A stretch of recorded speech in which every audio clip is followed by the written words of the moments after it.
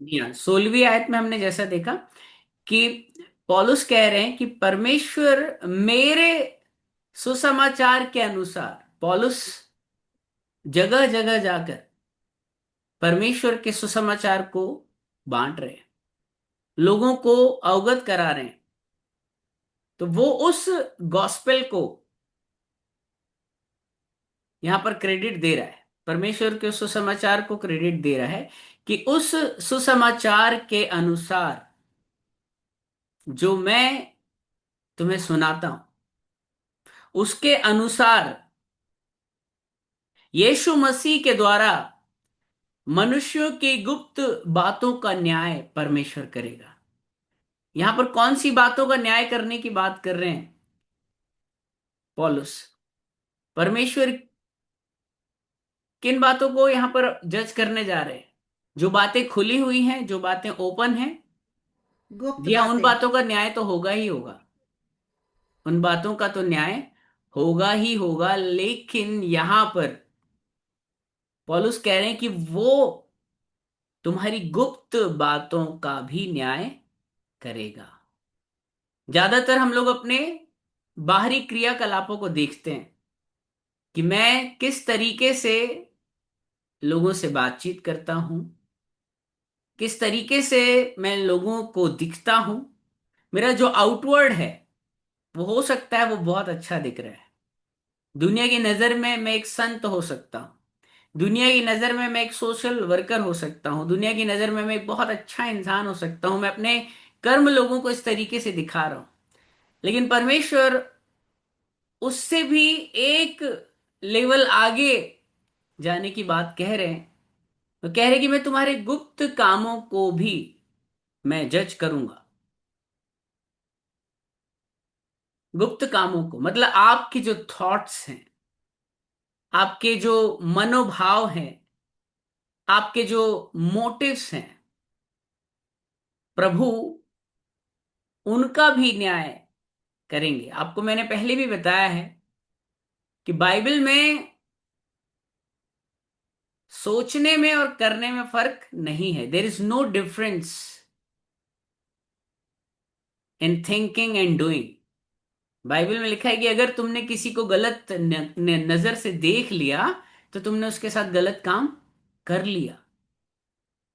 तो प्रभु से आप कहेंगे प्रभु मैंने तो कभी किसी के साथ गलत काम नहीं किया, मैं अपनी पत्नी के साथ वफादार रहा हूं। लेकिन प्रभु बोलेंगे क्या तूने अपनी आंखों के साथ और अपने मन के साथ वाचा बांधी? तूने भले फिजिकली वो नहीं किया, बाहर ठीक रहा तू, लेकिन मन तो तेरा गलत विचारों से भरा, उन विचारों का भी परमेश्वर, बाइबल में लिखा है ना, सबसे अधिक अपने मन की रक्षा करो, अपने मन की रक्षा करो। बाइबल में लिखा है कि धन्य है वो जिनके मन शुद्ध हैं, क्योंकि वो परमेश्वर को देखेंगे। तो मन का शुद्ध होना बहुत जरूरी है। और मन को कैसे शुद्ध कर सकते हैं आप ऊपर से तो लक्स का साबुन लगा सकते हैं, लाइफ बॉय रेक्सोना लगा सकते हैं। मन को कैसे धोगे आप? अंदर तो साबुन नहीं जाएगा ना मन। बाहर तो धो लेंगे, बाहर से तो बहुत बढ़िया चकाचक नजर आ रहे हैं एकदम। लेकिन प्रभु बोलते हैं तुम लोग चूना पुती हुई, वाइट, बाहर से सुंदर है लेकिन अंदर से। तो प्रभु मन को भी चेक करेगा, प्रभु बाहर भी चेक करेगा और प्रभु अंदर भी चेक करेगा। तो मन को कैसे शुद्ध रखेंगे हम? कैसे मन को धो सकते हैं? परमेश्वर के वचन के द्वारा। अगर आप अपने मन को धोना चाहते हैं तो आपको अपने वचन पर, जो आप पढ़ते हैं, उस पर भी ध्यान देना पड़ेगा कि वो एक ऐसा साबुन है वचन जो आपके मन को भी धो देता है। कई बार कुछ आपने मूवीज में देखा होगा, या कोई भेष बदल के आता है, या उसका अंदर, बाहर से तो हम बहुत सुंदर नजर आ रहे हैं, बहुत ब्यूटीफुल नजर आ रहे हैं, लेकिन जब अंदर वाला इंसान कभी आप स्कैन करने की कोशिश करेंगे ना, तो कई बार होता है लोग बाहर से बहुत सेलिब्रिटी नजर आते, बहुत सुंदर नजर आते हैं, लेकिन अगर उनका आंतरिक मनुष्यत्व, इनर मैन देखेंगे ना, तो आप डर जा अपने आप से डर जाएंगे कई बार। अरे मैं तो बाहर से बहुत सुंदर दिखता हूँ, ब्रदर तिवारी बोलेंगे अरे मैं बाहर से तो बहुत सुंदर दिख रहा हूँ, आई एम सो ब्यूटीफुल, मेरी फोटो कितनी अच्छी आ रही है, आजकल सेल्फी का जमाना है। कभी अंदर वाली सेल्फी लेकर देखिएगा, ऐसा होगा कि अपना ही चेहरा देखकर कहीं हम डर ना जाए। ऐसा मैं सबके लिए नहीं कह रहा हूं, लेकिन कई बार ऐसा हो जाता है कि हमारा जो बाहरी मनुष्यत्व है और अंदर वाला जो मनुष्यत्व है, आउटर मैन और इनर मैन दोनों की इमेज में बहुत फर्क होता है। एक इमेज हो सकता है एंजल के जैसे दिख रहा है, लेकिन एक जगह हो सकता है जब उसका अंदर वाला ब्लूप्रिंट निकलेगा तो डर जाएंगे देख के, अरे मैं ऐसा हूं क्या। तो प्रभु, मैं यिर्मयाह की किताब पढ़ रहा था, बुक ऑफ जर्माया, उसमें लिखा है एक जगह, हे अंतःकरण के जानने वाले, हे अंतःकरण के ज्ञाता, अंतःकरण के ज्ञाता। तो प्रभु यीशु मसीह हमारे उन गुप्त कामों का, जो हमने अंधेरे में किए हैं और जो उजाले में किए हैं, उनका भी न्याय करेगा। प्रकाशित वाक्य में लिखा है कि तुमने जो काम गुप्त में किए हैं, उनका खुल्लम खुल्ला चौराहों पर ढिंडोरा पीटा जाएगा। एक प्रभु के दास तो इस तरीके से बता रहे थे कि हेवन में बड़े बड़े स्क्रीन लगे हुए हैं, जाइंट साइज पीवीआर जो स्क्रीन होते हैं।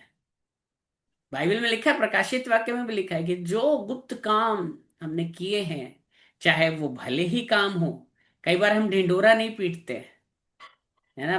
बहन जया ने, ब्रदर चंदू चंदू ने, है ना, हम सब ने जो अच्छे काम किए, कई बार हम उन्हें दिखाते नहीं है। बोले कोई बात नहीं, प्रभु देख रहे हैं ना। तो एक दिन प्रभु उन कामों को भी उजाले में लेकर आएगा, तूने कितने लोगों की मदद करी थी, तूने मेरे लिए कितने अच्छे काम किए, प्रभु उन्हें भी दिखा दिखा कर आपकी पीठ थपथपाएगा। और जो काम हमने गुप्त में किए हैं वो भी दिखाए जाएंगे। ठीक है। तो यहां पर पौलुस क्या कह रहे हैं, परमेश्वर उस सुसमाचार के अनुसार जो मैंने तुम्हें सुनाया है, यीशु मसीह तुम्हारे गुप्त कामों का भी न्याय करेगा। इसके बाद हम देखते हैं 17वीं आयत में क्या लिखा है, यदि तू यहूदी कहलाता है और व्यवस्था पर भरोसा रखता है और परमेश्वर के विषय में घमंड करता है और उसकी इच्छा जानता और व्यवस्था की शिक्षा पाकर उत्तम उत्तम बातों को प्रिय जानता है और अपने मन पर भरोसा रखता है कि मैं अंधों का अगुआ और अंधकार में पड़े हुओं की ज्योति और बुद्धिमानों का सिखाने वाला और बालकों का उपदेशक हूं और ज्ञान और सत्य का नमूना जो व्यवस्था में है मुझे मिला है। यहां पर यहूदियों के बारे में पौलुस बात कर रहे हैं, और विशेष तौर पर उनके शास्त्रियों के बारे में, उनके फरीसियों के बारे में भी बात कर रहे हैं, जो कि टीचर्स थे। I am also a teacher. तो पॉलुस टीचर लोगों को बोल रहे हैं, उस समय के जूइश, जो शास्त्रार्थ में निपुण हुआ करते थे, उन लोगों के बारे में कह रहे हैं कि यदि तू यहूदी कहलाता है, तो पता है यहूदी लोगों को अपने कई बार नाम पर ही वो हो जाता है कि हाँ हम फरीसी हैं, सदुकी हैं, हम बहुत ज्ञानी लोग हैं। जैसे पंडितों को हो जाता है ना कि हम उच्च जाति के हैं, हम तो भगवान का सर हैं, तुम तो नाखून हो भगवान के। ऐसे चलता है ना, कास्ट सिस्टम पता होगा आपको। तो पता है पंडित लोग क्या बोलते हैं, हम भगवान के हेड है इधर सर पे बैठने लाए, और वो शूद्र और जो अनटचेबल्स उसको बोलते हैं तुम नाखून हो, तुम नीचे रहो। ये कास्ट सिस्टम इंडिया में चलता था, तो कई बार ऐसा आ जाता है हम तो उच्च जाति वैसा, कई बार शास्त्रीय लोगों को आ जाता है। तो यहूदी होने पर, यहूदी कहने चाहिए, शास्त्री होने पर, फरीसी होने पर, ऐसे स्क्राइब होने पर उनको कई बार प्राइड आ सकता है, आता था उस समय। वो अपने वस्त्र की छोर को लंबा लंबा करके, बड़े बड़े ताबीज और बड़ा वेशभूषा डाल के ऐसे घूमते थे। कि आफ्टर गॉड तो हम ही है, सेकंड गॉड, मतलब गॉड के बाद, जैसे सीईओ के बाद तो मेरी पोस्ट है, ऐसा प्राइड आ जाता है कई बार ना। तो यहां पर लिखा है यहूदी होने पर अहंकार, और व्यवस्था पर भरोसा, और ज्ञान पर अहंकार, ये चीजें आ जाती हैं। यहूदियों को क्या था कि मूसा ने जो व्यवस्था दी है उसका तो हमको बहुत डीप नॉलेज है, हम तो व्यवस्था के सिखाने वाले हैं, हम तो लीडर हैं, हम तो अगुए हैं। और इसी प्रकार से 18वीं आयत में हम पढ़ते हैं जब थोड़ा और डिटेल में जाके, और हम उसकी इच्छा जानते हैं। 18वीं आयत पढ़ेंगे, वहां लिखा है और उसकी इच्छा हम जानते हैं, और व्यवस्था की शिक्षा पाकर उत्तम उत्तम बातों को प्रिय जानते हैं।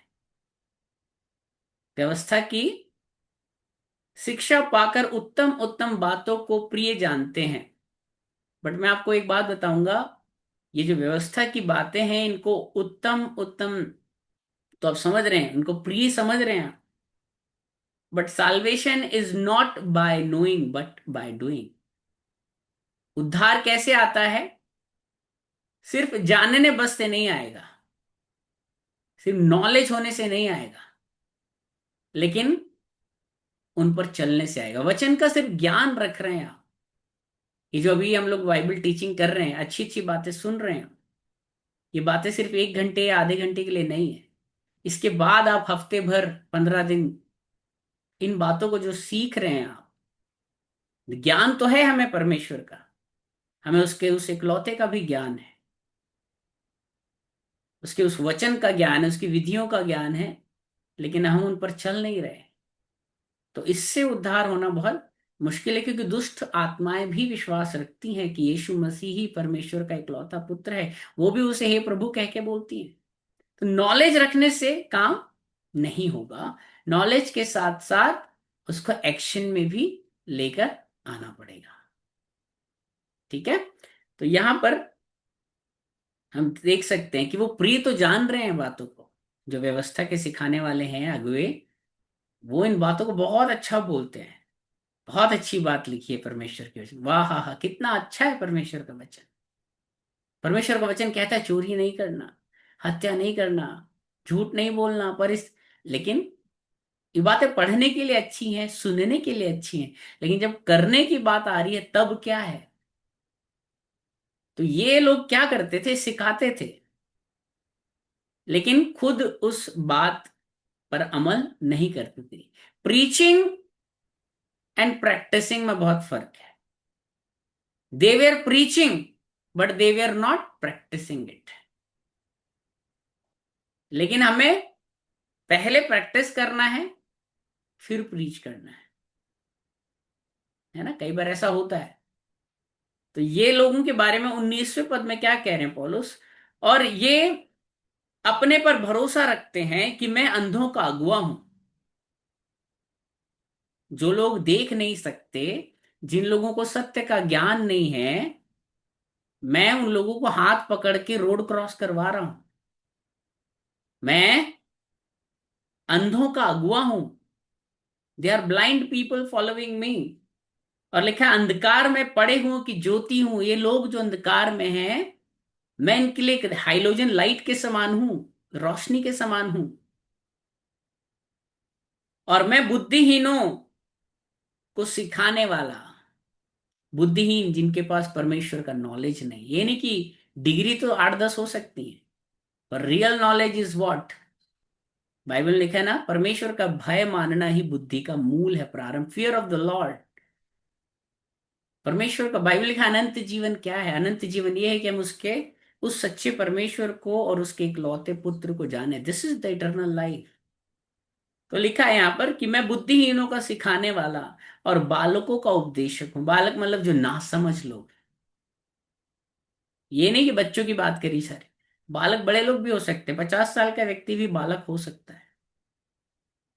ना समझ, they don't know who is true God, who is living God and who is idol, कौन, उनको समझ नहीं है वो क्या कर रहे हैं। कई बार साइंटिस्ट लोगों से भी बात करी, रेलवे स्टेशन पर मिल गए थे एक बार दिल्ली में, साइंटिस्ट हैं, इतनी डिग्री है, बट जहां पर बात आ जाती है यहाँ पता नहीं क्या हो जाता है।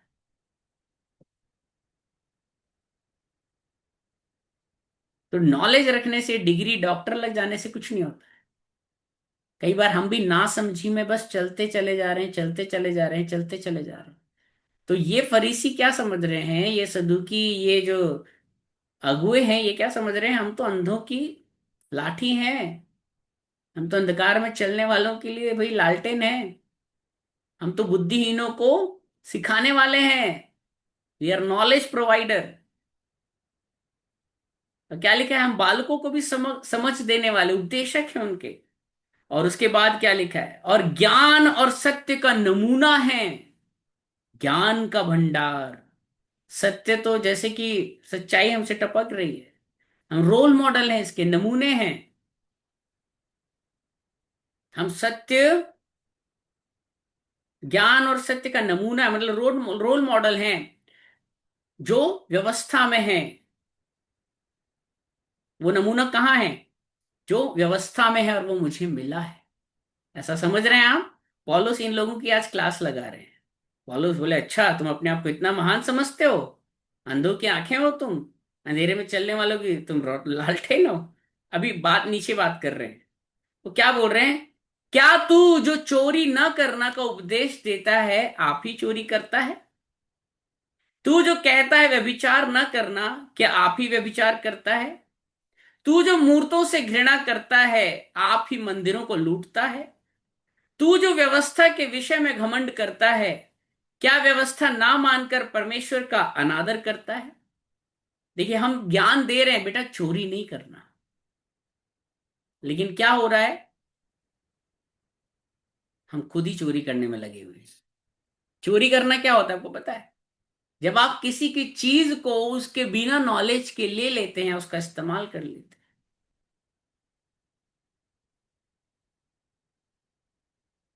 चोरी सिर्फ पैसों की नहीं होती, चोरी टाइम की भी हो सकती है, चोरी इमोशंस की भी हो सकती है।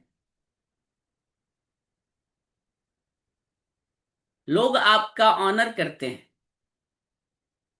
कई बार ऐसा होता है, आप प्रभु के दास हैं, आपका ऑनर करते हैं, बट यू कैन नॉट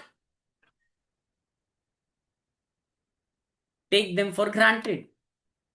है ना, ये नहीं कि वो सिर्फ आपको ऑनर कर रहे हैं, कई बार ऐसा हो जाता है कि आप उनका समय चुरा रहे हैं। जो काम आप कर सकते हैं, कई बार आप उन्हें ऑर्डर दे रहे हैं, मेरे घर के लिए सब्जी ले आना, ये ले आना। आप उनके इमोशंस चुरा रहे हैं। आज की डेट में कई बार हो सकता है कि हम उनको इतना इमोशनल कर देते हैं,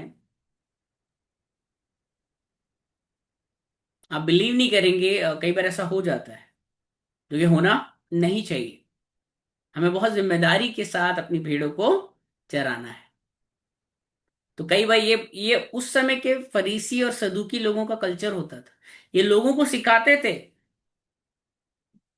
लेकिन खुद सीखते नहीं थे। ये बोलते थे चोरी नहीं करना, लेकिन खुद चोरी करते थे।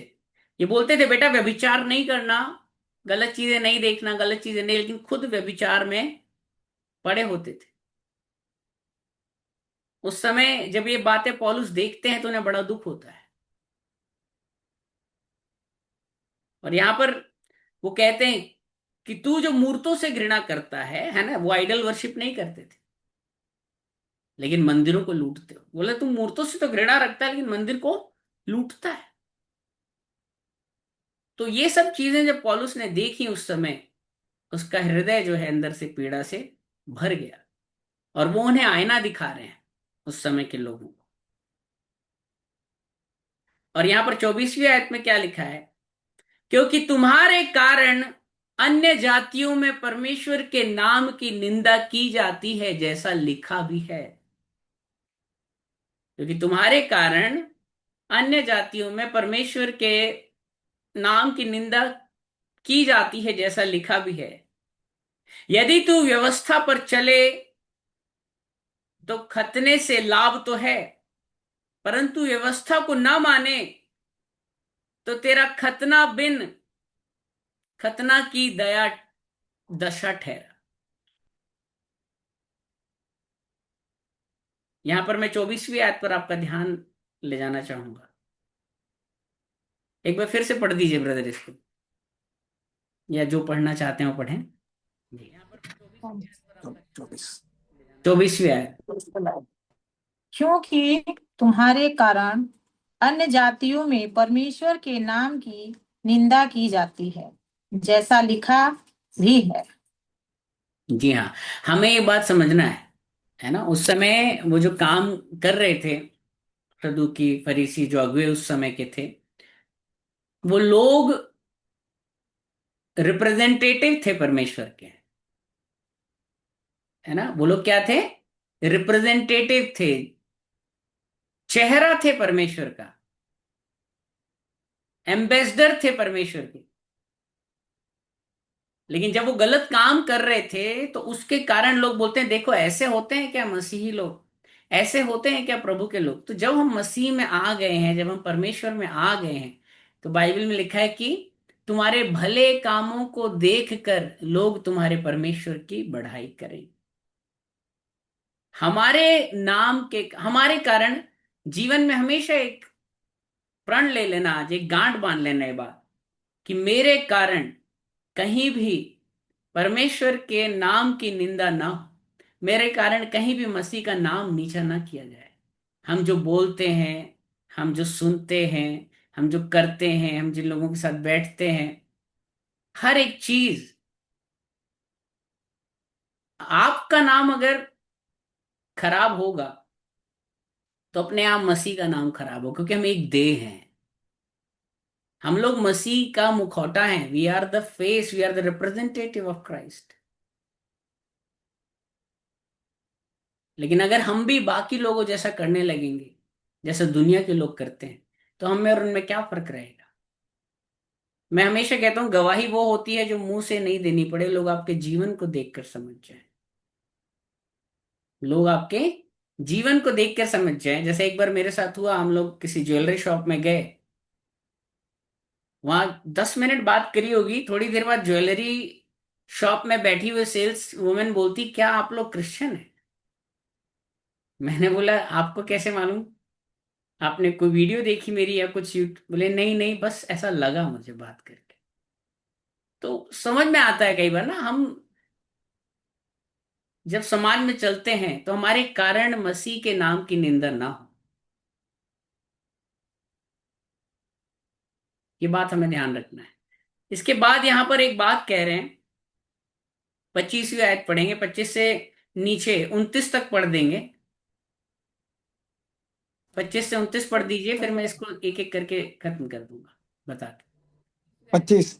यदि तू व्यवस्था पर चले तो खतने से लाभ तो है, परंतु यदि तू व्यवस्था को न माने तो तेरा खतना बिन खतना की दशा ठहरा। 26। इस इसलिए यदि खतना रहित मनुष्य व्यवस्था की विधियों को माना करे तो क्या उसकी बिन खतना की दशा खतने के बराबर न गिनी जाएगी। और जो मनुष्य शारीरिक रूप से बिन खतना रहा, यदि वह व्यवस्था को पूरा करे तो क्या तुझे दो जो लेख पाने और खतना किए जाने पर भी व्यवस्था को माना नहीं करता है, दोषी न ठहराएगा। क्योंकि यहूदी वह नहीं जो प्रगट में यहूदी है, और न वह खतना है जो प्रगट में है और देह में है, पर यहूदी वही है जो मन में है, और खतना वही है जो हृदय का और आत्मा में है, न कि लेख का। ऐसे की प्रशंसा मनुष्यों की ओर से नहीं, परंतु परमेश्वर की ओर से होती है। आमीन। जी हाँ, देखिए बहुत सुंदर बात, बहुत सुंदर बात लिखी है यहाँ पर। यहाँ पर एक विशेष रिचुअल हुआ करता था जिसको खतने की प्रथा बोली जाती थी।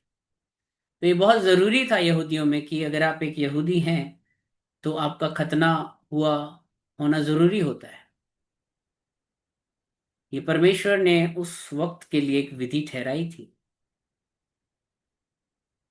तो ये लोग इस चीज में तो बहुत पक्के थे कि हाँ भाई, एक पर्टिकुलर बच्चा जब पैदा होता है उसकी एक समय अवधि के बाद खतना करवाना है।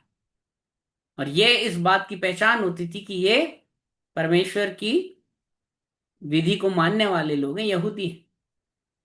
लेकिन ये लोग सिर्फ व्यवस्था पर चलते थे। इन लोगों ने कर्म से, रिचुअल से तो ये बता दिया कि ये यहूदी हैं,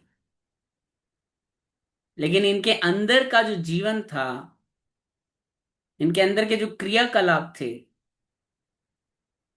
वो बिल्कुल अलग थे। सिर्फ खतना करा लेने से, व्यवस्था करा लेने से कोई यहूदी नहीं बन जाता। सिर्फ बपतिस्मा ले लेने से, सिर्फ चर्च जाने से, सिर्फ दान दशवान देने से, प्रेयर मीटिंग अटेंड करने भर से पूरा काम नहीं होगा, आधा काम होगा। ये हाफ टिकट है, जैसे बच्चों का हाफ टिकट लगता है ना। आपका पूरा बॉडी हेवन में जाना है, एक पांव बस थोड़ी जाना है। तो आपने ये सब तो कर रहे हैं, लेकिन आपके मन में मुंह में यीशु मसीह है, बाहर यीशु मसीह है, वचन दिख रहा है बस जुबान में, यहाँ मन में वचन नहीं है, क्रियाकलापों में नहीं है, थॉट्स में नहीं है। तो ये व्यवस्था पर मत चलिए आप। मैंने बोला नाम बदल लिए, कर लिया, मेंबरशिप ले लियो, अच्छी बात है, ये तो करना ही करना है, ये तो मुख्य बात है, इनके बिना तो काम चलेगा ही नहीं, ये तो करना है हमें। लेकिन यहाँ पर परमेश्वर का जो दास है वो एक बात बताना चाह रहा है, खतना करा लेने बस से कुछ नहीं होता। अगर तुम खतना करा के बैठे हो, तुमने अपना सरकमसिजन कराया है, खतना कराया है, लेकिन तुम व्यवस्था को नहीं मान रहे हो, व्यवस्था मतलब परमेश्वर के वचन को नहीं मान रहे हो, तो तुम्हारा खतना किया जाना न खतना किए जाने वालों के जैसा ही है। वहीं पर पौलुस ऐसा भी कहते हैं कि जिन लोगों का खतना नहीं हुआ है, वो लोग अगर व्यवस्था पर चलते हैं, भले उनका खतना नहीं हुआ है, लेकिन फिर भी अगर वो परमेश्वर का भय रखते हैं, परमेश्वर की व्यवस्था का पालन करते हैं, तो वो लोग बिना खतना कराए हुए भी खतना वालों का जो रिवॉर्ड है वो दर्जा प्राप्त करते हैं। तो यहां पर वो एक बात कहना चाह रहे हैं कि व्यवस्था नहीं, कर्म कांड नहीं, रिचुअल्स नहीं, वचन को सिर्फ सुनने वाला नहीं, पढ़ने वाला नहीं, लेकिन वचन को जो चलने वाला है ना, दिन रात व्यवस्था की बातें करते हैं। सदुकी और फरीसी जो होते थे, उससे पंडित लोग दिन भर व्यवस्था की बात है, अरे नहीं चोरी नहीं करना चाहिए, हत्या नहीं, परिजन। लेकिन जैसे ही कॉन्फ्रेंस रूम से बाहर निकले, सेमिनार हॉल से, सब चीज चालू है। हमें प्रभु ऐसा नहीं सिखाता है ना। वो कहता है भले ही तुम व्यवस्था पर नहीं चल पा रहे, देखो एक बहुत इंपॉर्टेंट बात यहाँ लिखी है। 27वीं आयत में क्या लिखा है, एक बार फिर से पढ़ेंगे ब्रदर, इसके बाद हम खत्म कर देंगे इसको। 27वीं आयत को। और जो मनुष्य शारीरिक रूप से बिन खतना रहा, जी हाँ, जो यदि वह व्यवस्था मनुष्य जाति के कारण, जो मनुष्य जाति के कारण बिन खतना रहा। कई बार सिचुएशन अलाउ नहीं कर रही है, खतना नहीं ले पा रहे हैं, खतना नहीं करा पाए, उस समय के लोगों की बात कर रहे हैं पौलुस, अभी की बात नहीं कर रहे हैं। वो कह रहे हैं कि भले ही तुम मनुष्य जाति के कारण, तुम्हारी धर्म व्यवस्था के कारण, तुम्हारे रीति रिवाजों के कारण तुमको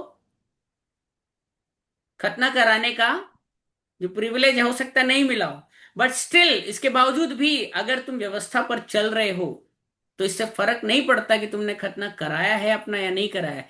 तुमको खतना कराए हुए वालों की मंडली में ही, उनके प्रिविलेजेस में ही, उनके एलिट ग्रुप में ही शामिल किया जाएगा। ये बात आपको समझना है।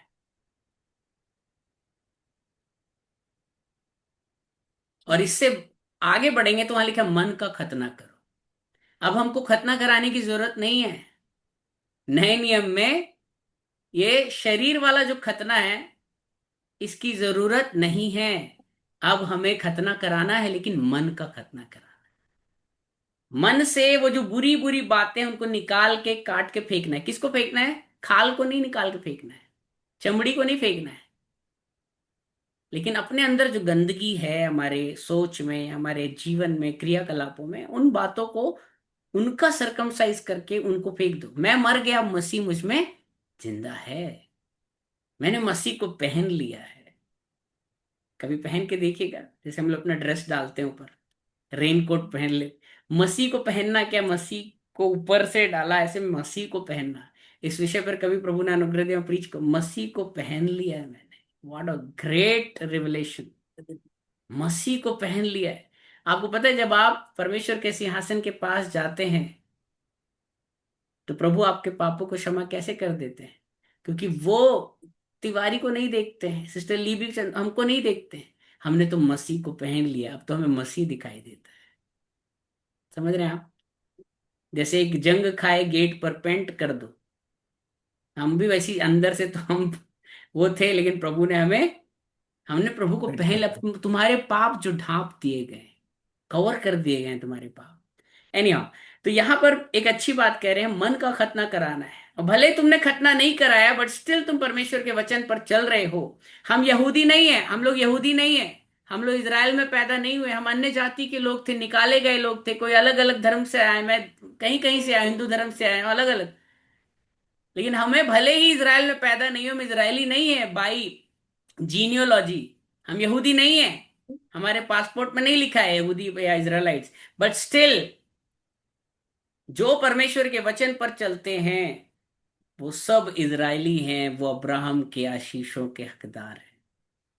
उन सबको प्रभु यीशु मसीह में परमेश्वर के बेटे और बेटियां होने का अधिकार प्राप्त हुआ है। तो हम लोग जो निकाले गए थे, खतना रहित दशा में थे, अब उस मंडली में आ गए। और लास्ट वचन क्या लिखा है, 29वें पद को पढ़ेंगे, आखिरी पद है इस अध्याय का।